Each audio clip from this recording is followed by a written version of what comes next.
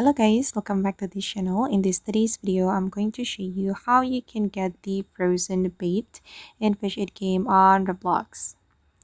Okay, let's get into it guys. This is the bait from the Christmas update. As you can see, I got frozen bait, and if you want to get the frozen bait guys, you need to have presents and you can exchange your presents at, in the Santa's gift factory right here. And if you're lucky, you will unlock the frozen bait. And I have just unlocked this bait guys by exchanging my present. Just the common present. Wait, let me show you.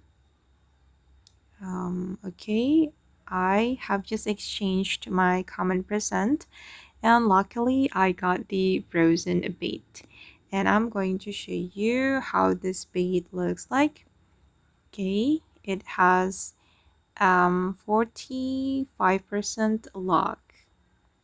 It will help you to catch fish on the Christmas island. Okay guys, and that's how you can get the frozen bait in Fish It, a game on Roblox. And I hope this video will be useful for you guys. Thank you so much for watching, and bye.